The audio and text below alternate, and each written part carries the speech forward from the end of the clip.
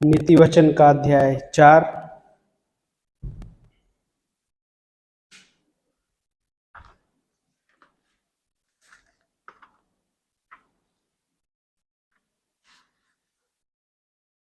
नीति वचन का अध्याय 4 और वचन नंबर 23वीं पंक्ति 23, चैप्टर 4 वर्स नंबर 23।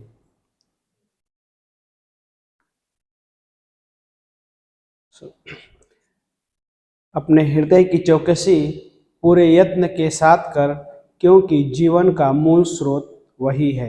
दूसरा ट्रांसलेशन इसका पहला हिस्से में इसलिए से मतलब इस तरह से है कि सबसे अधिक अपने मन की रक्षा कर, क्योंकि जीवन का मूल स्रोत वही है।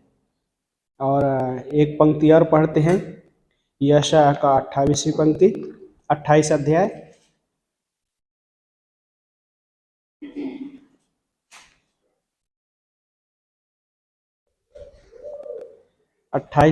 वचन नंबर 16 से। इसलिए प्रभु यहोवा यूँ कहता है, देखो मैं सिय्योन में एक परखा हुआ पत्थर, हाँ नींव के लिए एक बहुमूल्य कोने का पत्थर दृढ़ता से रखने पर हूँ। जो कोई इस पर विश्वास करेगा वो न डगमगाएगा। मैं न्याय को नाप की डोरी और धार्मिकता को साहुल ठहराऊंगा। तब तुम्हारा झूठ का शरण स्थान ओलों से ढह जाएगा तथा तुम्हारा छुपने का स्थान जल में डूब जाएगा। तब जो वाचा तुमने मृत्यु के साथ बांधी है वो टूट जाए और अधोलोक से किया गया समझौता बना न रहेगा। जब महाविपत्ति बाढ़ के समान आ पड़ेगी तब तुम उसमें रौंदे जाओगे। जब वह आ पड़े वह तुम्हें घेर लेगी, क्योंकि वह प्रति भोर को दिन या रात कभी भी आ पड़ेगी। और इसकी चर्चा से ही तुम आतंकित हो जाओगे। वचन 20 में, बिछौना तो पैर फैलाने के लिए छोटा और चादर ओढ़ने के लिए सक्रिय है। सो प्रार्थना करते, प्यारे प्रभु जी हम धन्यवाद करते परमेश्वर इस दिन के लिए, प्रभु इस समय के लिए परमेश्वर। और आज हम आपसे मांग करते हैं परमेश्वर कि प्रभु इस वचनों को परमेश्वर ब्लेस कीजिए प्रभु यीशु मसीह। इस पोषण को परमेश्वर आपके हाथों में सौंपते हैं प्रभु यीशु मसीह। हमसे बातें कीजिए प्रभु यीशु मसीह, हमारी प्रार्थना है लॉर्ड।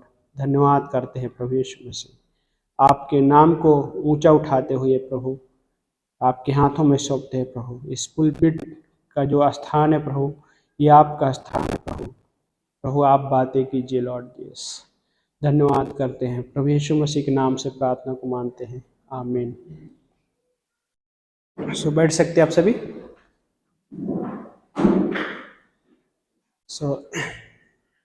नीति वचन में है ना, जो हमने वचन 23 पढ़े कि सबसे अधिक अपने मन की रक्षा कर, क्योंकि जीवन का मूल स्रोत वही है। मन जो है बहुत ही अहम हिस्सा है ना, माइंड।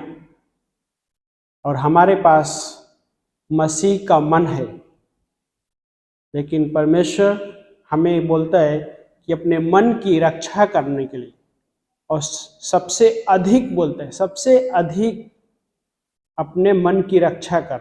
और ये ट्रांसलेशन में बोलता है कि अपने हृदय की चौकसी पूरे यत्न के साथ करना, चौकसी करना है ना, और सुरक्षा की बात कर रहा है। यही चीज अगर हम देखें तो दो जगह पे जिक्र किया गया, यशायाह का 14 अध्याय और यहेजकेल का 28 अध्याय। वहाँ पे हम एक व्यक्ति को एक पर्सन को देखते हैं, देखा जाए तो कौन है, लूसीफर। वो स्वर्गदूत है, पर्सन नहीं कह सकते, ओके। एक स्वर्गदूत था, उसके बहुत सारा चीजें हुआ। और यशायाह का 14 अध्याय में जब पढ़ेंगे वचन नंबर 12 से, तो वहाँ पे लिखा हुआ उसके बारे में। अगर 13 से पढ़ेंगे, 11वीं पंक्ति से अगर उसके बारे में थोड़ा हिस्सा लिखा है कि तेरा वैभव और तेरी सारंगियों का संगीत नीचे अधोलोक में पहुंचा दिया गया है। कीड़े तेरा बिछौना और केचुए तेरा ओढ़ना है। ये किसके बारे में कह रहा है पता है? और ये लूसीफर के बारे में बात कर रहा है, स्वर्गदूत के बारे में बात कर रहा है। देन आगे लिखा है, हे भोर के तारे, हे उषा काल के पुत्र, तू आकाश से कैसे नीचे गिरा? तू जिसने जाति जाति को निर्बल बना दिया, अब कैसे काट कर भूमि पर गिरा दिया गया। परंतु तूने अपने मन में कहा था। कहाँ पे कहा उसने? अपने मन में कहा था। और आगे लिखा है कि मैं आकाश पर चढ़ूंगा, मैं परमेश्वर के तारों से ऊपर अपना सिंहासन स्थापित करूंगा, मैं दूर उत्तर दिशा के छोर पर सभा के पर्वत पर विराजूंगा, मैं बादलों से भी ऊंचे स्थान पर चढ़ूंगा, मैं सर्वोच्च परमेश्वर के तुल्य बनूंगा। इस तरीके से क्या? कौन? लूसीफर अपने आप को क्या कर रहा है? उस परमेश्वर के कवरिंग से बाहर जाकर 5 बार यहां पे लिखा है कि मैं इस रीत से, है ना, पहले हिस्से में क्या बोलता है वहां पे? बोलते हैं कि मैं आकाश पर चढ़ूंगा। देन दूसरा शब्द में आता है कि मैं दूर उत्तर दिशा के छोर पर सभा के पर्वत पर विराजूंगा, मैं बादलों से भी ऊंचे स्थान पर चढ़ूंगा। लेकिन उसके क्या बोलता है कि उसने जो वचन हमने पढ़े तो अपने मन में वो चीजें किया। उसने ये जो परमेश्वर के बाहर जाकर, परमेश्वर के कवरिंग से बाहर जाकर वो चीजें किया अपने मन में। और क्या बोलते हैं इसको? ये था शैतान के लिए उसके पतन का पाठ। और परमेश्वर ने उसको जब, क्योंकि वो स्वर्ग से परमेश्वर के स्थान, मतलब परमेश्वर से ऊंचे के बारे में सोच रहा था, लेकिन क्या परमेश्वर को नहीं पता था? परमेश्वर को पता था। इसलिए परमेश्वर ने उसको क्या किया? स्वर्ग से गिरा दिया, नीचे गिरा दिया। उसने अपने मन में कल्पनाएं की, प्लान किया, योजना बनाई उसने, जो सही नहीं था, जो परमेश्वर के खिलाफ था, उस कवरिंग के खिलाफ था योजना। और इसलिए एक विश्वासी के लिए, लाइक नीति वचन में कहता है कि अपने सबसे अधिक अपने मन की रक्षा कर, क्योंकि जीवन का मूल स्रोत क्या है? यही है। जीवन का मूल स्रोत यही है। ये हमारे लिए है, क्योंकि मन सबसे बड़ा, बोलते बैटल ग्राउंड, है ना। मन बहुत ही अहम हिस्सा है। पौलुस भी उसको इफिसियों के अध्याय में बहुत सारे बातें उसके बारे में लिखता है। आत्मिक युद्ध, आत्मिक संग्राम के बारे में बात करता है। तो कोई हेल्प कीजिए प्लीज मोबाइल साइलेंट करने के लिए। यहाँ पे हमारे लिए परमेश्वर की सोच क्या है? क्योंकि परमेश्वर हमारे मन में अपने वचन के द्वारा कार्य करना चाहता है, अपने उस प्रेम के द्वारा कार्य करना चाहता है। और कि लाइक एक चीज की कवरिंग के बारे में एक हिस्सा है कि कवरिंग, जब हम परमेश्वर की उस कवरिंग में हैं तो परमेश्वर के कवरिंग में हम सुरक्षित हैं। और जो हमने यशाया का 28 अध्याय पढ़ा, 28 अध्याय में जो पंक्ति पढ़े उसमें वापस आते हैं। तो वचन 16 में परमेश्वर ने क्या कहा कि देखो मैं एक सियोन में एक पत्थर, एक परखा हुआ पत्थर, हाँ, नींव के लिए बहुमूल्य कोने का पत्थर दृढ़ता से रखने पर हूँ। और यह है प्रभु यीशु मसीह के बारे में बात कर, क्योंकि कोने का जो पत्थर है वो प्रभु यीशु मसीह है। हाँ, वो नींव हमारा प्रभु यीशु मसीह है, जो एक सुरक्षा की बात करता है। और दिन आगे लिखा है कि जो कोई उस पर विश्वास करेगा वो ना डगमगाएगा। जो कोई उस पर विश्वास करेगा ना डगमगाएगा। यूहन्ना 3:16 क्या कहता है? पर यूहन्ना जब लिख रहा है कि परमेश्वर ने जगत से ऐसा प्रेम किया कि उसने अपना इकलौता पुत्र दे दिया, ताकि जो कोई इस पर विश्वास करे नाश ना हो परंतु अनंत जीवन पाए। वो हमारे लिए क्या सोच रखा कि हम नाश ना हो परंतु अनंत जीवन पाए। और यहां पे कहते हैं जो कोई इस पर विश्वास करे वो कभी न डगमगाएगा। सो डगमगाना क्या होता है? हाँ, विचलित हो जाते हैं बहुत सारे चीजों में, हम दूसरे रास्ता में भटक जाते हैं, है ना। लेकिन कहना क्या चाह रहे कि कवरिंग से बाहर जाना, अगर मैं कवरिंग से बाहर जा रहा हूं तो मेरे लिए बहुत सारी ऐसी चीजें हैं जो मेरे लाइफ में बहुत सारा चीजें लेके आ सकता है। और आगे जब वचन पढ़ेंगे तो परमेश्वर बहुत सारी चीजें बात करता है यहाँ वचन में। क्या बोलता है कि मैं न्याय को नाप की डोरी और धार्मिकता को साहुल ठहराऊंगा। साहुल शब्द से परिचित है आप लोग? क्या है? एक डोरी है यहाँ पे, और साहुल, जब ये दीवार बनता है तो एक छोर से दूसरे छोर के लिए एक रस्सी लगाते हैं और उसी पे रद्दा रखा जाता है, ईंट रखी जाती है लाइन से।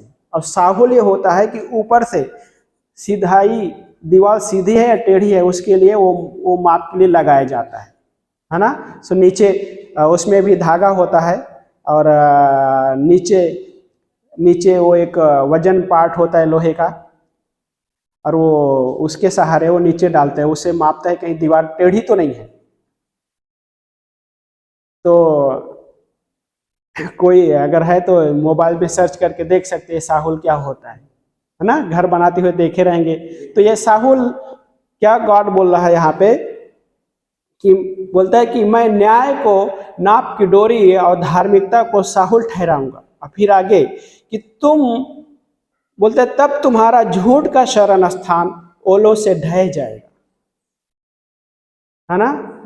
झूठ का शरण स्थान ओलों से ढह जाएगा तथा तुम्हारा छुपने का स्थान जल में डूब जाएगा। और यह है फॉल्स कवरिंग का एक तस्वीर है। गॉड बोलता है कि तुम्हारा जो झूठ का जो शरण स्थान ओलों से ढह जाएगा।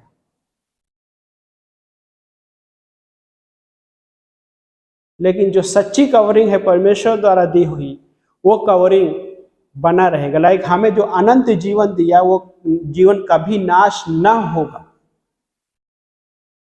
लेकिन शैतान ने क्या किया, उस कवरिंग के बाहर जाकर उसने क्या किया, अपने मन में लाइक पहले उसने कल्पना विचार बनाया और परमेश्वर के खिलाफ गया, जो सही नहीं था उसके लिए। लेकिन उसके लिए क्या था उसके पास? परमेश्वर ने उसके लिए सब कुछ बनाया था।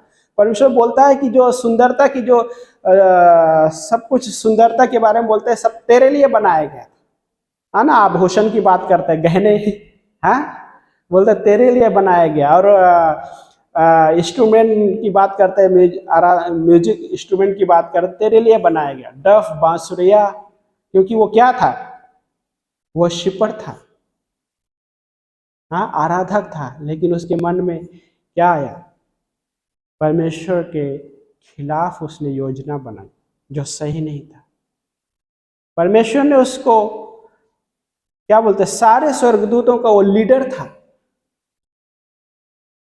लेकिन विश्वासी के लिए क्या बोलते हैं, अपने मन की रक्षा करने के लिए सबसे अधिक अपने मन की रक्षा करना, क्योंकि जीवन का जो मूल स्रोत है यही है। जब एक विश्वासी उस कवरिंग में वो जीता है, उस कवरिंग में रहते हुए अपने जीवन को व्यतीत करता है, वो सुरक्षित है। लेकिन यदि वो कवरिंग से बाहर जाता है, उसके लिए क्या है, उसके लिए कि लाइक जैसे गॉड यहाँ पे बोलता है कि झूठ का वो शरण स्थान है।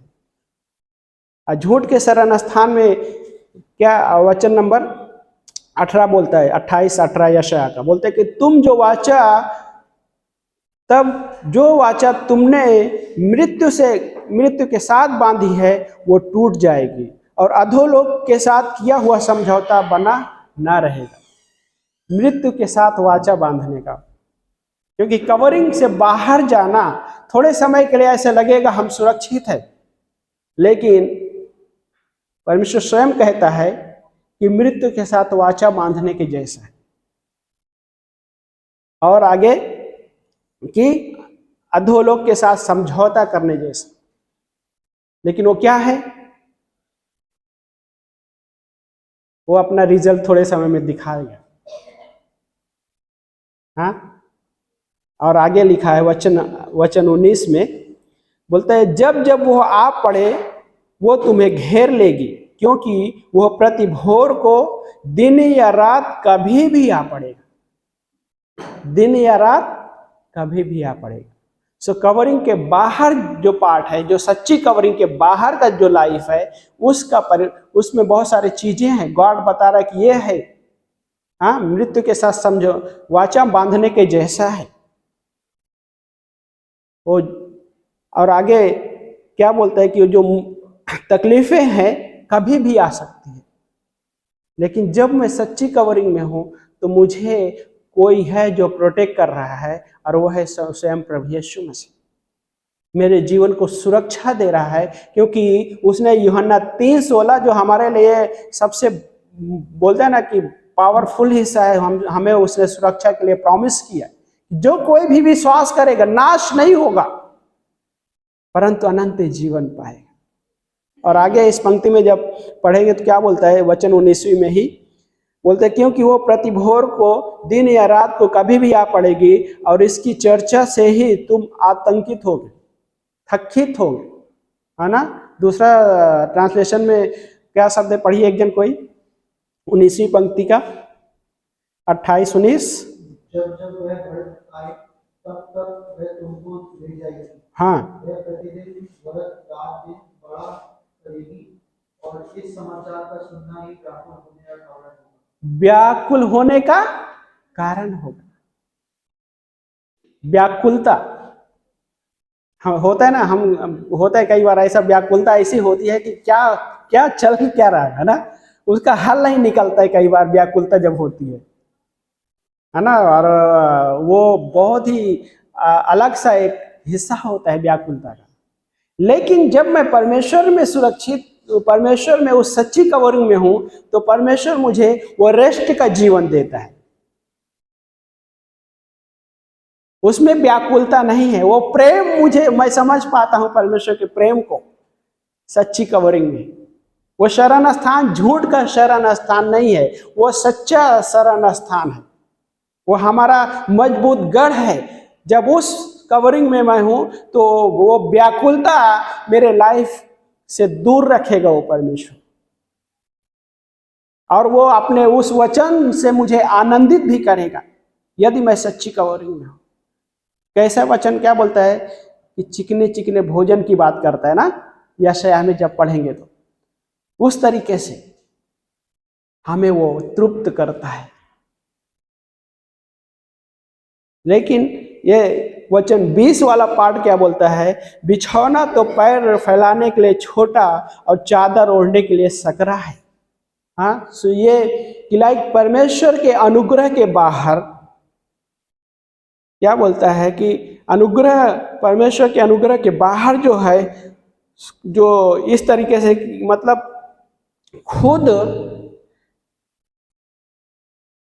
खुद ही वो शरण स्थान बनाकर उसमें जाना। तो परमेश्वर के अनुग्रह के बाहर वो जीवन जीना चाह रहा है जो झूठी कवरिंग में जीना चाहते। परमेश्वर के अनुग्रह को तिरस्कार करें। गॉड, सोचिए, अनुग्रहकारी परमेश्वर उस सिंहासन पे लाइक विराजमान परमेश्वर, स्वर्ग में शैतान होने से पहले लाइक लूसीफर को जो स्वर्गदूत था वो आराधना कर रहा था, लेकिन क्या हुआ, वो परमेश्वर के अनुग्रह के बाहर गया। क्या हुआ, परमेश्वर क्या चाहता था, परमेश्वर की इच्छा नहीं थी, लेकिन उसने स्वयं ही अपना खुद से उसने परमेश्वर के अनुग्रह के बाहर जाकर वो चीजें किया, और उसके लिए क्या हुआ, वो हानि उठानी पड़ी, तकलीफ और उसका फाइनल डेस्टिनेशन हमको पता है क्या है। हमेशा के लिए उस नरक की आग में वो जलते रहेगा, है ना। परमेश्वर की उपस्थिति नरक में नहीं रहेगी। यस, भजन संहिता बोलता है, यदि मैं अधोलोक में अपना बिछौना बिछाऊं तो भी तू वहां पे है। हाँ, अधोलोक में की बात करते हैं, यदि मैं अधोलोक में तो भी तू वहां है। तो मतलब क्या बताना चाह रहा है वो भजन कि परमेश्वर, मैं तेरी उपस्थिति से कहीं भी नहीं भाग सकता, कहीं भी छिप नहीं सकता। भजन संहिता 139 में अगर पढ़ेंगे। लेकिन क्या था कि परमेश्वर के उस अनुग्रह के बाहर का जीवन जो लूसीफर ने वो प्लान किया, वो क्या था, उसके लिए हानि का कारण बना।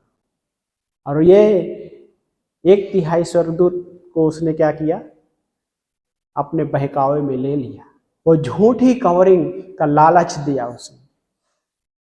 अब 1/3 स्वर्गदूत बाय द वे उस झूठी कवरिंग के लालच में पड़ भी गए। और उस बाइबल क्या कहता है कि वो 1/3 स्वर्गदूत और लूसीफर उस आग में हमेशा के लिए डाल दिए जाएंगे, आग की झील में। लेकिन परमेश्वर ने हमसे जो प्रॉमिस किया, नाश ना होंगे, हमें उसने, क्योंकि नाश होने के लिए हम नहीं बनाए गए, हमें वो अनुग्रह का जीवन को अनुभव कराने के लिए, लाइक अपने राज्य में उसने हमें प्रवेश कराया, सेतमेत में प्रवेश कराया। हमें उसके लिए कुछ करना नहीं पड़ा, और वो परमेश्वर का एक अनुग्रह है।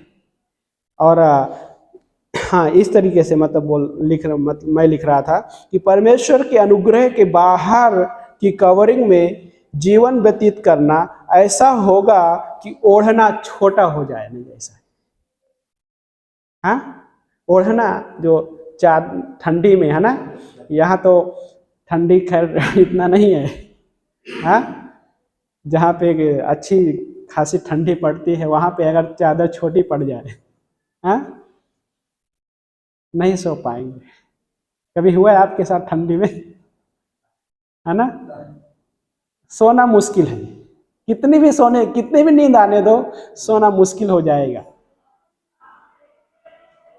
है ना। क्योंकि बिछौना, क्या बोलते हैं, बिछौना तो पैर फैलाने के लिए छोटा और चादर ओढ़ने के लिए सकरी है, छोटा है। लेकिन परमेश्वर ने जो हमें धार्मिकता पहनाई है, उसकी धार्मिकता छोटी नहीं है। परमेश्वर ने जो हमें उद्धार के कपड़े पहनाए हैं, वो छोटा नहीं है और खोटा भी नहीं है, हाँ, वो परफेक्ट है। संपूर्ण धार्मिकता हमें दिया उसने, और जो उद्धार के कपड़े पहनाया उसने, वो पूरी तरीके से सुरक्षा देते हैं। लेकिन हमारे लिए परमेश्वर, इब्रानी का लेखक, इब्रानी का क्लास हम जो कर रहे थे उसमें बहुत सारी चेतावनियां दिया है परमेश्वर ने, हाँ, बहुत सारे 7 चेतावनियां बाइबल में, है ना। पहला चेतावनी के बारे में यदि देखेंगे तो इब्रानी का 2 अध्याय में बात करता है चेतावनी।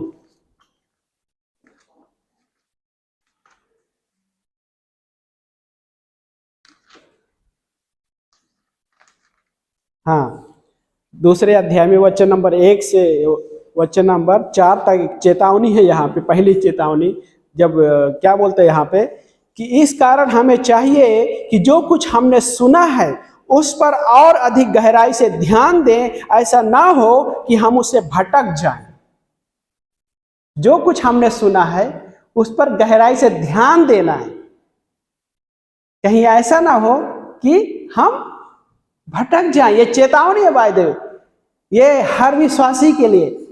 इब्रानी का अगर आप पढ़े पुस्तक, तो इब्रानी का पुस्तक देखा जाए तो जो लोग हैं, है ना, क्राउड है, यहूदी हैं, यहूदियों के लिए लिख रहा है लेखक, क्योंकि यहूदी विश्वास में आने के बाद अभी फिर से टेम्पल में जाके बलियां लेकर जाने लगे बहुत सारे लोग। तो इसलिए इब्रानी का लेखक लिखता है ना, मूसा से भी यीशु मसीह श्रेष्ठ है, उस तंबू से भी यीशु मसीह श्रेष्ठ है। यीशु मसीह का उत्तमता, श्रेष्ठता की बात करता है, स्वर्गदूतों से भी श्रेष्ठ है। और यहाँ पे उद्धार से संबंधित चेतावनी की बात कर रहा है। बोलता है कि इस कारण हमें चाहिए कि जो कुछ हमने सुना है उस पर और अधिक गहराई से ध्यान दें, ऐसा ना हो कि हम उससे भटक जाएं। और यही है भटकना। बाय द वे, कई बार हमें वो झूठी कवरिंग में जब जीवन व्यतीत करने लग जाता है एक विश्वासी, और ये भटकने जैसे हो सकता है। लेकिन बोलता है कि जो हमने सुना है, क्या हमने सुना है, लाइक सुसमाचार की बात करता है, और देन उसके बाद वचन की बात करता है। और आगे लिखा है, क्योंकि यदि वह वचन जो स्वर्गदूतों द्वारा कहा गया अटल सिद्ध हुआ और प्रत्येक अपराध आज्ञा न मानने का ठीक ठीक फल मिला, तो हम ऐसे महान उद्धार की उपेक्षा करके कैसे बच सकेंगे। महान उद्धार की उपेक्षा करके हम कैसे बच सकेंगे। तो यहाँ पे दो हिस्सा रखता है। एक पहला हिस्सा रख रहा है कि स्वर्गदूतों के द्वारा वचन, मतलब जो आज्ञाएं की बात करता है। गलातियों की पुस्तक में भी बोलते हैं कि व्यवस्था स्वर्गदूतों के द्वारा दी गई है, लेकिन यीशु मसीह के द्वारा जो चीजें आया हमारे पास, लाइक वो है महान उद्धार। तो यहाँ पे साल्वेशन के बारे में बात कर, लेकिन किसके लिए, यहूदियों के लिए बात करते हैं, लेकिन हमारे लिए भी लागू होता है। यस, हमें अनंत की सुरक्षा हमें मिली है, हम उद्धार नहीं खोएंगे एक विश्वासी, लेकिन हमारे लिए भी चेतावनी है। और देन आगे बोलता है कि हम ऐसे महान उद्धार की उपेक्षा करके कैसे बच सकेंगे। और फिर आगे बोलते हैं, इसका वर्णन सर्वप्रथम प्रभु द्वारा किया गया और इसकी पुष्टि सुनने वालों ने हमारे लिए की।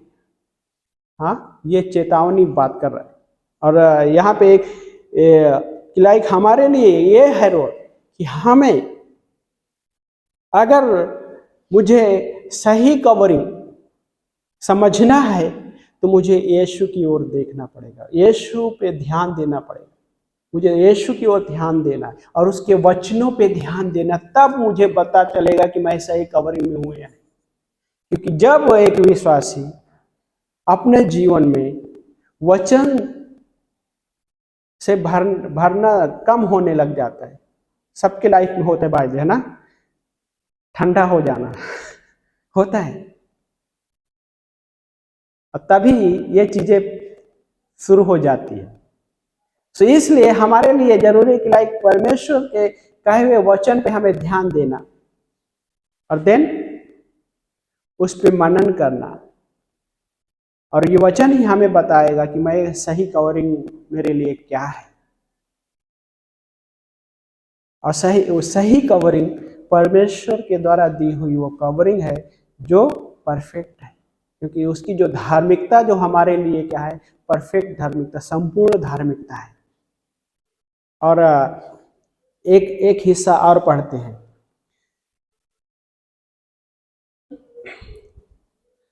दूसरा कुरिन्थियों का 13 अध्याय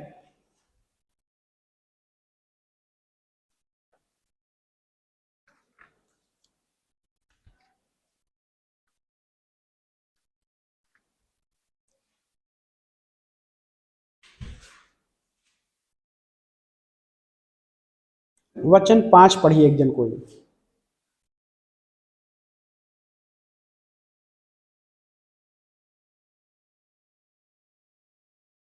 तुम्ही विश्वासास आहात किंवा नाही हाँ याविषयी आपली परीक्षा करा।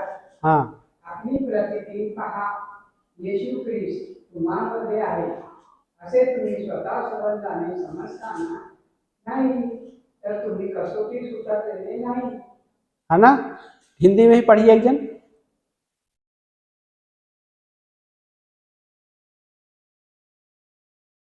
अपने आप को परखो, हाँ विश्वास में हो कि नहीं। हाँ अपने आप को जांचो, क्या तुम अपने विषय में ये नहीं जानते, यीशु मसीह तुम में है, नहीं तो तुम जांच में निकम्मे ठहरे। जांच में निकम्मे ठहरे। हाँ, अपने आप को परखो, पौलुस कहता है। यहाँ पे भी बाय द वे चेतावनी की बात का हेडिंग में क्या है, स्टार्टिंग 13 अध्याय में ऊपर लाइन में कुछ लिखा है, क्या है, अंतिम चेतावनी की बात करता है। हाँ, यहाँ पे भी है, बोलता है कि अपने आप को परखो। क्यों? क्योंकि बोलता है अपने आप को परख के देखो कि तुम विश्वास में हो या नहीं।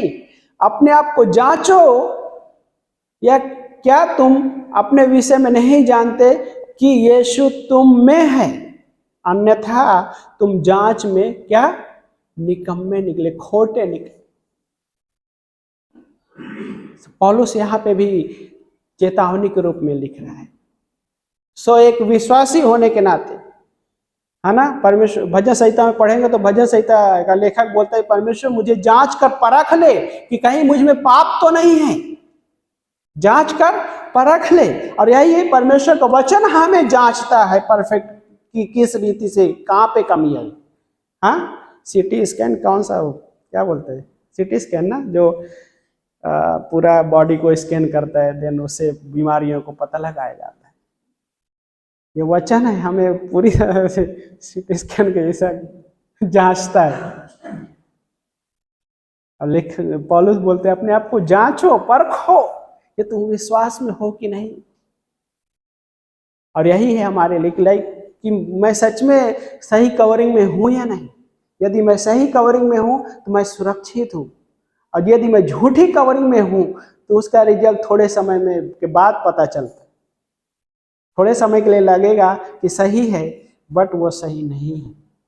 वो मृत्यु के साथ वाचा बांधने के जैसा। और उसमें क्या बोलता है कि जो मुसीबतें हैं, परेशानियां, वो कभी भी आ जाएगी, रात हो या दिन हो, कभी भी आ जाएगी। तो हमारे जो चुनाव है कई बार जो परमेश्वर की ओर से नहीं है, लेकिन वही चीज मुझे मेरे जीवन में बहुत सारी मुसीबत लेके आ सकता है। लेकिन उन चीजों से बचने के लिए परमेश्वर ने मुझे वचन दिया है कि अपने आप को परखना है।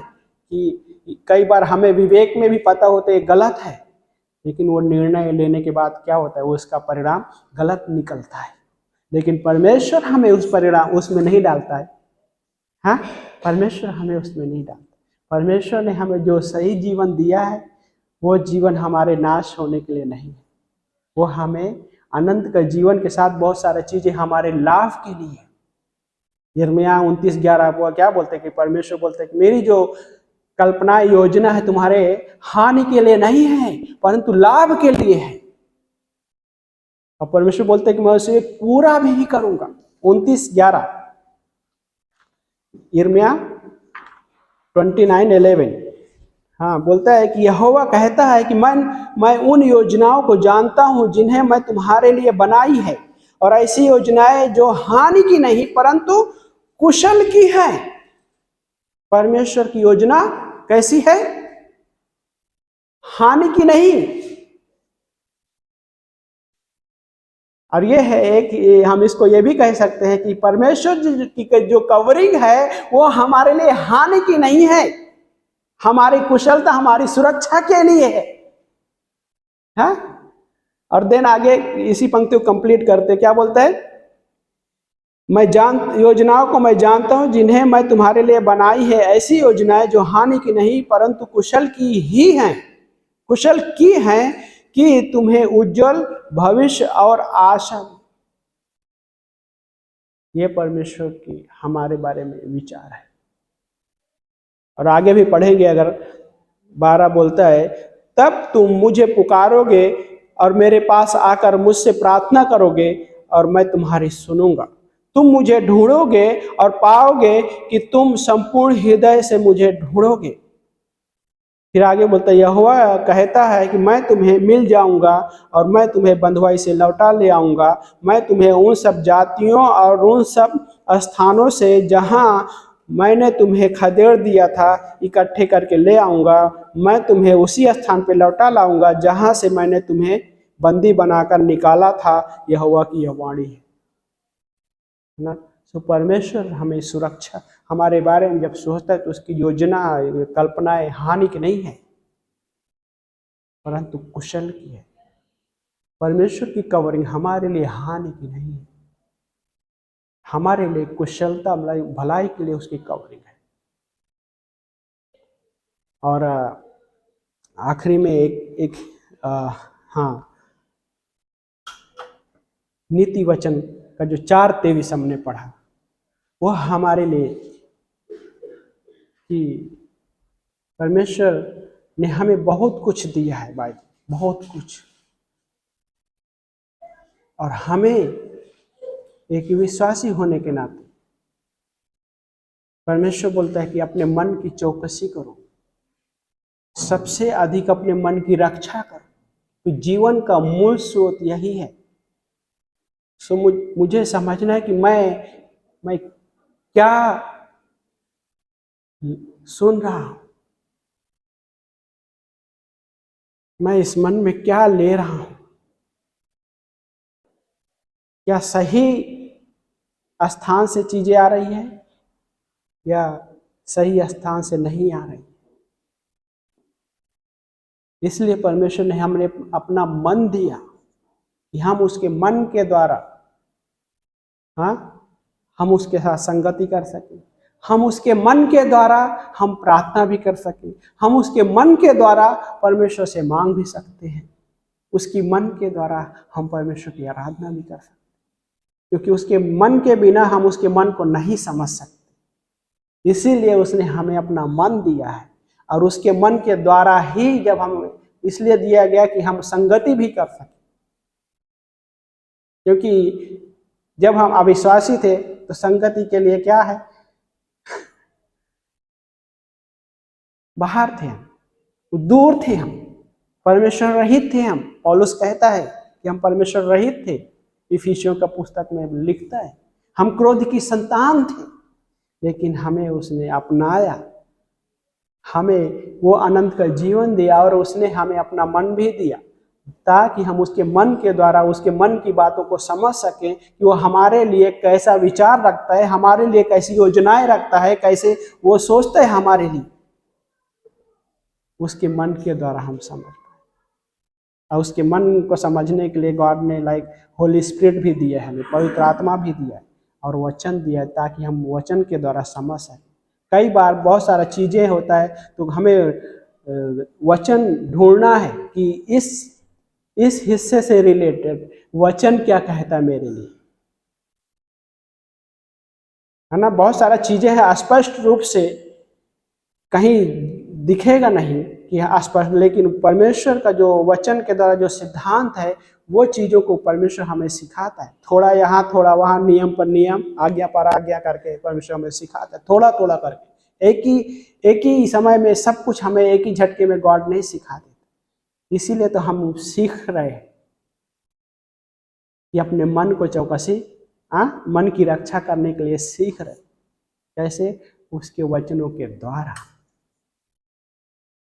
सोचिए, नीति वचन में, है ना, बहुत सारा हिस्सा जो हमारे लिए चेतावनी के रूप में है, हमारे लिए लाभ के लिए भी है। अगर उसी हिस्से में पढ़ेंगे तो आगे पीछे भी देखेंगे तो, वचन 20 में पढ़ेंगे तो क्या बोलता है? हे मेरे पुत्र, मेरे वचनों पे ध्यान दे। और ये एक हिसाब से देखा है वार्निंग के जैसा, चेतावनी के जैसा। मेरे वचनों पर ध्यान दे और मेरी बातों पर अपना कान लगा, अपनी दृष्टि से उन्हें ओझल ना होने दे। अपनी दृष्टि से उन्हें ओझल ना होने दे। ये है कि हमें यीशु मसीह की ओर देखना, ताकना। यदि वो मेरे दृष्टि से ओझल हो गया, ओझल होने के बाद ही भटकना वैसे होता है ना, कि क्या है, क्या भटक जाते फिर, है ना, रास्ता भटक जाना। मेरे साथ हुआ था शुरू में, मुंबई में आया जब, घूम के आता था, वहीं भी आता तो रास्ता किधर है। लेकिन भटकना बहुत बेकार होता है, कई बार भटकते रह जाते। भूल भुलैया में गए रहते हैं ज्यादा कभी, उसी में भटकने जैसे। लेकिन यहाँ पे क्या कह रहा है लेखक, कि अपने हृदय में उन्हें बनाए रख। अपनी दृष्टि से उन्हें ओझल ना होने दे, अपने हृदय में उन्हें बनाए रख, क्योंकि जो उन्हें पा लेते हैं उनके लिए वे जीवन है और समस्त देह के लिए स्वास्थ्य है। समस्त देह के लिए स्वास्थ्य है, मेडिसिन भी है। ये वचन मेडिसिन भी है मेरे स्वास्थ्य के लिए। और आगे 23 में क्या बोलते हैं, अपने हृदय की चौकसी पूरे यत्न के साथ, दूसरा ट्रांसलेशन, सबसे अधिक अपने मन की रक्षा कर, क्योंकि जीवन का मूल स्रोत वही है। तेरा मुंह कुटिल ना हो और तेरे होंठ छली ना हो, तेरी आंखें सामने की ओर देखती रहे और तेरी दृष्टि आगे की ओर लगी रहे। हाँ, सो यहाँ पे दो शब्द इस्तेमाल किया, मुंह और होंठ। मुंह कुटिल ना हो। हाँ, आप कभी वो दूसरा बायो सोसाइटी वाला क्या क्या बोलते हैं, पढ़िए कोई। मेरी बात अपने मुंह से मत बोल, हाँ, और चालबाजी की बातें कहना तुझसे दूर रहे। चालबाजी की बातें कहना तुझसे दूर रहे। ये विश्वासी के लिए, एक इसलिए एक विश्वासी को इन सब चीजों से दूर रहना। और आगे, तेरी आंखें सामने ही की ओर लगी रहे, हाँ, और तेरी पलकें आगे की ओर खुली रहे। है। और ये किसकी ओर लगे रहे? प्रभु यीशु मसीह की ओर। जो तुमने सुना है उन बातों पर गहराई से ध्यान देना है। हाँ, और यही इब्रानी का जो 2:1 में पढ़ा हमने। और यहाँ पे भी क्या बोलते हैं, तेरी आंखें सामने की ओर लगी रहे, देखती रहे, और तेरी दृष्टि आगे की ओर लगी रहे। पैर रखने के लिए मार्ग समतल बना, तब तेरे सारे पथ स्थिर रहेंगे। समतल बना, लाइक यीशु मसीह हमारे लिए वो चट्टान बना, है ना।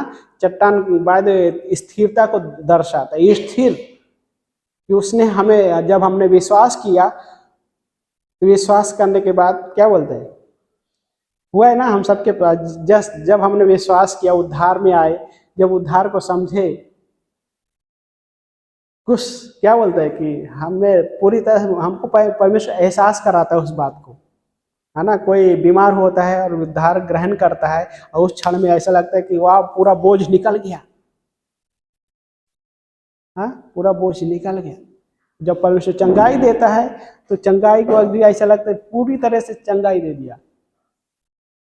और वही लाइक 12 साल से लहू बहने वाली जो स्त्री, उसके लाइफ में क्या चल रहा था, वो तकलीफों से जा रही थी 12 साल तक। लेकिन उसने अपने मन में निश्चय किया, क्या निश्चय किया, कि यदि मैं यीशु मसीह के कपड़े का कोना भी छू लूंगी तो मैं चंगी हो जाऊंगी। और वो भीड़ में गई और उसने उस कपड़े, यीशु मसीह के कपड़े को छुआ। छूते ही उसका जो पूरी तरीके से वो चंगाई मिल गई, पूरी तरीके से। ये नहीं हुआ कि 50% अभी और 50% 4 साल के बाद, ऐसा नहीं।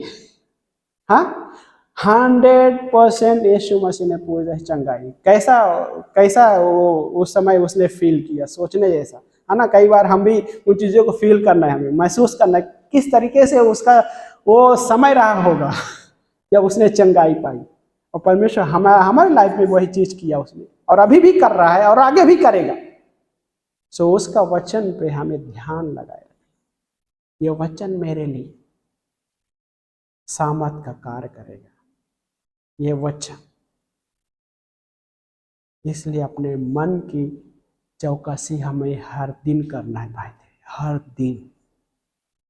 दिन करना है। और हर दिन चौकसी करने के लिए ये वचन भी हमें दिया है गॉड ने, ताकि इसके द्वारा हम अपनी चौकसी कर सकते हैं। अपने मन की जो रक्षा करना, इसके द्वारा हम कर सकते हैं, वचन के द्वारा कर सकते हैं। वचन के बाहर चीजें,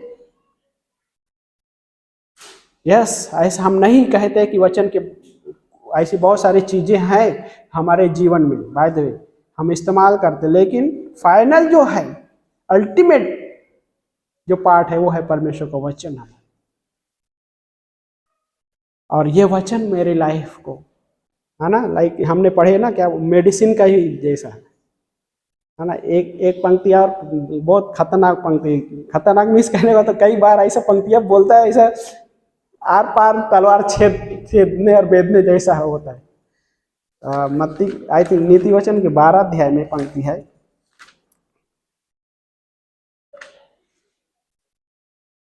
12 अध्याय, हाँ, 14 अध्याय का 30 पंक्ति पढ़िए, बस इसके बाद खत्म करेंगे। नीति वचन 14 अध्याय वचन नंबर 30।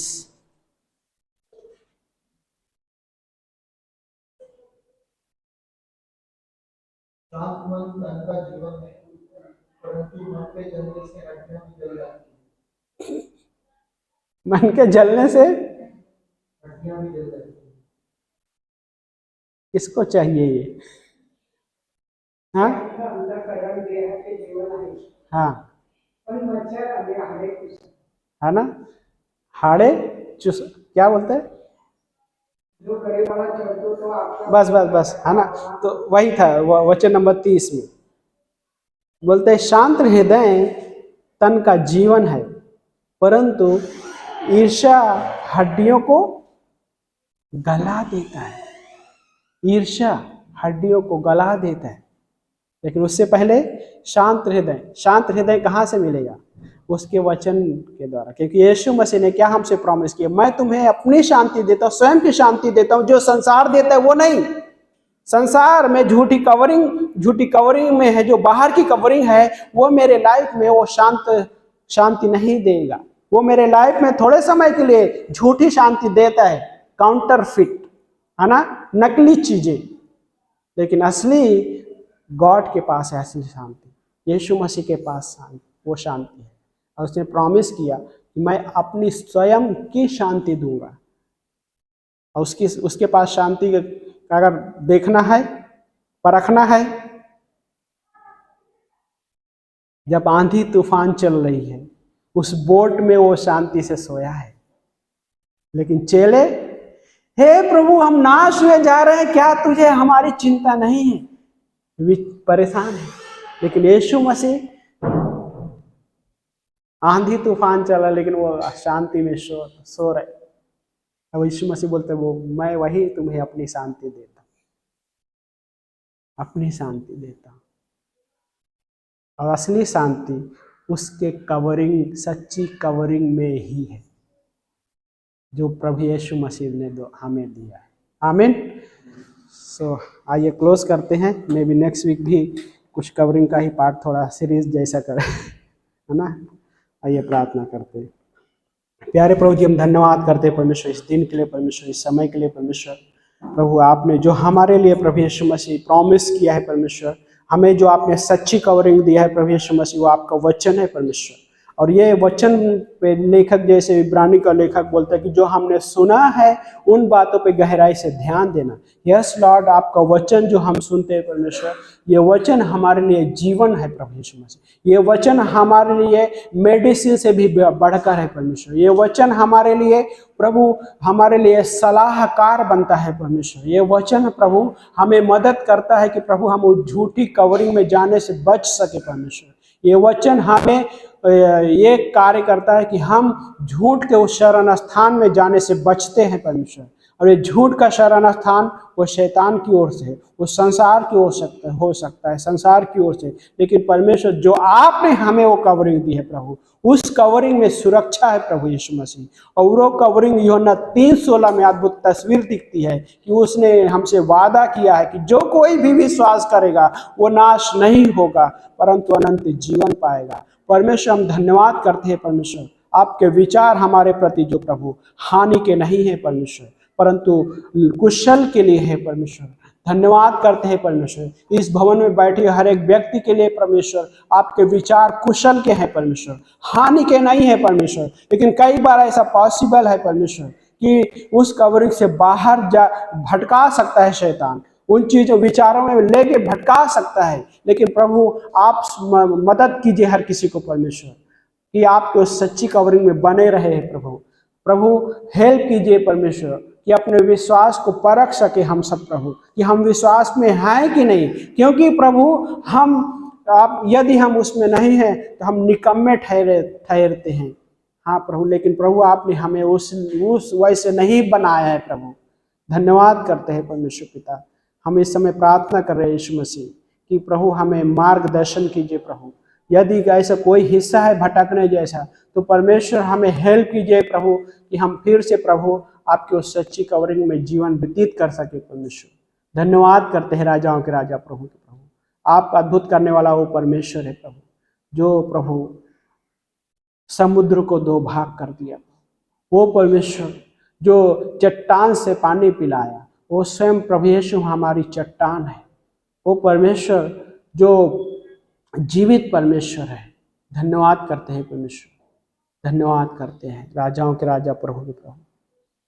इस समय सबकी आंखें बंद और सबके सर झुके हुए मैं आपको एक अद्भुत बात बताना चाहता हूँ। हो सकता है आप यीशु मसीह के बारे में पहले सुने हैं या आज पहली बार सुन रहे हैं, लेकिन आप चाहते हैं कि आपके जीवन में वो जो शांति देने का वादा किया है, यदि आप चाहते हैं कि आपके जीवन में वो शांति आए, तो आप जहाँ कहीं भी जिस भी अवस्था में है, यदि आप चाहते हैं कि प्रभु यीशु मसीह की शांति आपके जीवन में आए, क्योंकि वो परमेश्वर हमें विचलित नहीं करता है, वो हमें भटकाता नहीं है, या वो परमेश्वर हमें हमारे हृदय में दुख या हमारे हृदय में वो चीज़ें नहीं लेके आएगा जो हमारे लिए सही ना हो।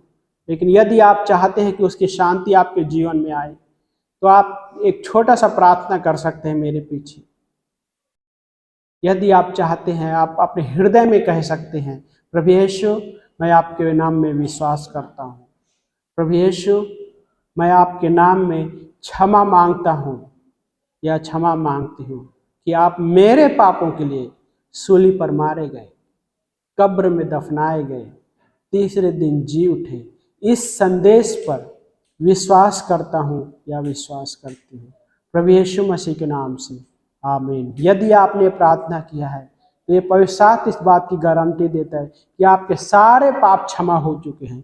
यीशु मसीह की शांति आपके जीवन में आ चुकी है, वो अनुभव कराएगा आपको।